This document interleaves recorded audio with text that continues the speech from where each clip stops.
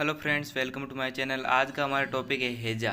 यानी इस वीडियो में मैं बताऊंगा कि हैजा किस प्रकार से होता है, ये इसके क्या कारण हैं, इसके लक्षण क्या है, इसकी रोकथाम क्या है और इसकी ट्रीटमेंट क्या है। यानी किस प्रकार से हम इसका ट्रीटमेंट कर सकते हैं और किस प्रकार से हम हैजा से बच सकते हैं।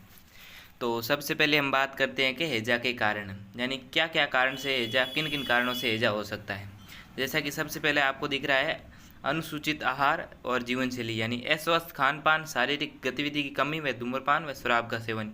यानी यदि कोई व्यक्ति है और ये इन चीज अनुसूचित जीवन शैली जी रहा है, यानी कि अस्वस्थ खान पान कर रहा है, यानी और शारीरिक गतिविधि की कमी, धूम्रपान और शराब का सेवन करता है, तो उसको हैजा होने के चांस बढ़ जाते हैं। और दूसरा है संक्रमण, यानी वायरल, बैक्टीरियल, फंगस के कारण, रोगाणुओं के कारण भी हो सकता है। यानी इसका संक्रमण बैक्टीरिया, वायरस के कारण भी हो सकता है। और तीसरा है आनुवंशिक विकार, यानी परिवार में पहले से किसी जो फैमिली मेम्बर है उसमें हैजा हो तो उसमें आने वाली फैमिली मेम्बर पे भी चांस रहते हैं हैजा होने के।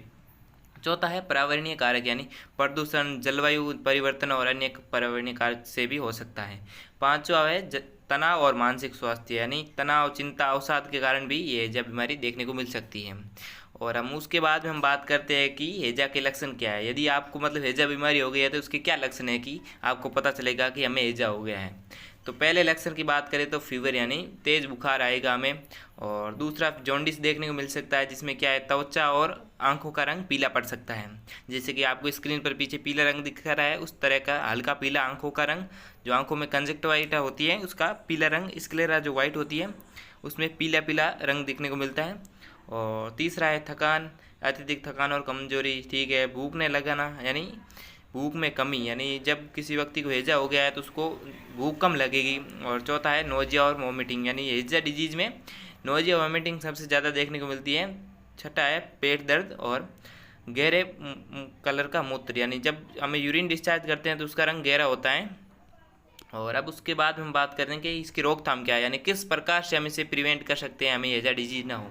सबसे पहला है स्वच्छता, यानी हमें स्वच्छता रखनी है, व्यक्तिगत स्वच्छता और पर्यावरण स्वच्छता बनाए रखना है। टीकाकरण, विभिन्न बीमारियों से टीके लगवाना। और जैसे कि हमें बार बार वैक्सीनेशन होता है तो हैजा की वैक्सीन जरूर लगानी चाहिए।